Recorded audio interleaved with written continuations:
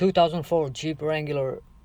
Check engine light is on. Customers complain about Jeep would stall out on him.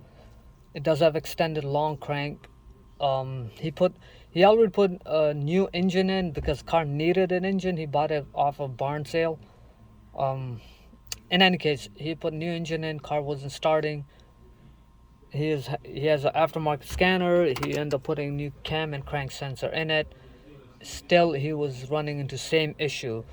Jeep is with us now. I double checked it. I scanned it. So we got the code no cam signal at PCM. Fine. So the reason I'm shooting this video, there's a lot of videos out there how to check cam and crank sensors, but this is something I'm aiming toward.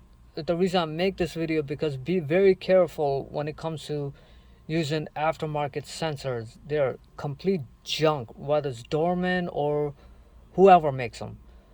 Always trust OEM parts. Get them from dealer and be done with it. You're gonna save a lot of hassle. Unfortunately for 2004, we called Chrysler dealer. They do not have that sensor. Luckily, customer did save his old cam and crank sensor. So I'll show you what I was doing before calling a computer. But when I was ready to call a computer, something was telling me that's not the right call. So I went back and double checked all my work, and sure enough, I found out it was a bad aftermarket cam sensor. So I'll show you what I did and how I found out. So we'll go by the engine bay and we'll go from there. So before going to engine bay, I just want to show you, this is the OEM sensor. The reason he wanted to replace because it was rubbing against the shutter plate on the cam, and it rubbed it through, and you can see the metal piece has been almost was grinded all the way to the plastic. In any case, this sensor does work still. So what that sensor is, when sensor face is covered, the front, this tip of it is covered with the metal piece. You should have less than a volt, which we were getting 0.910 millivolt to 0.65 millivolt. When the face is exposed like this, you should get up to 5.3 volts. Now on the Jeep currently I have aftermarket sensor on, and the tip of this sensor is covered with that plate, and I'll show you what voltage we are reading. So this is a cam, intake cam, and as you can see, this is a sensor. Let me see if, I'm not sure if you guys can see it or not.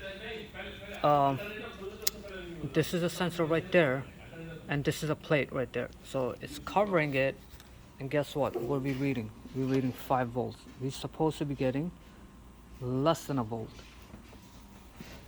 I tapped into signal wire, and as soon as you clear the codes, code comes right back up saying no. So sorry, got disturbed.